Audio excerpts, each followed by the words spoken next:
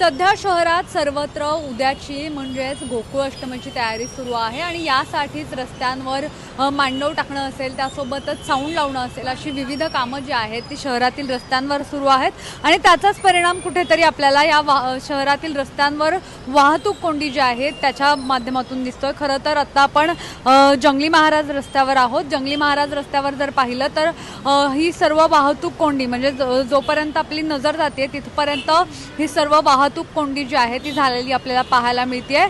शहरातील मध्य वस्तीतले जे रस्ते आहेत त्या रस्त्यांवर देखील अशाच प्रकारची वाहतूक कोंडी जी आहे ती झालेली आहे। जंगली महाराज रस्त्यावरील आपण जर पाहिली तर ही अतिशय स्लो मूव्हिंग वाहतूक जी आहे ती आपल्याला पाहायला मिळते।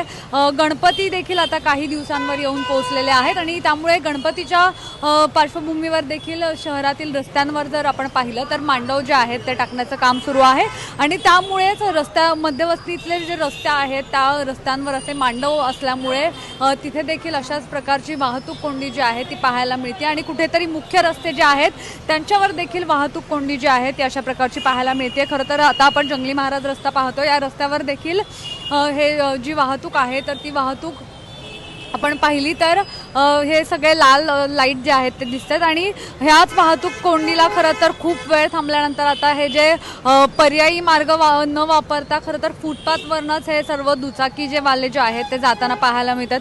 फुटपाथवरून खरं तर लोकांना जाण्यासाठी हे फुटपाथ आहेत, मात्र दुचाकी स्वार जे आहेत ते आता या फुटपाथचा वापर करतात आणि अशा प्रकारची मोठी वाहतूक कोंडी जी आहे ती सध्या पुणे शहरात पाहायला मिळते।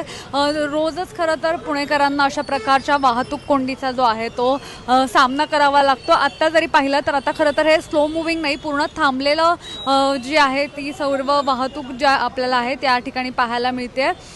दररोजच अशा प्रकारची वाहतूक जी आहे ती पुणे शहरातील रस्त्यांवर पाहायला मिळते आणि अगदी आता सण जे आहेत ते सण देखील एकामागे एक सण जे आहेत ते आलेले आहेत आणि त्यामुळेच आता पुन्हा एकदा अशा प्रकारची रस्त्यावर जी आहे ती वाहतूक कोंडी पाहायला मिळते।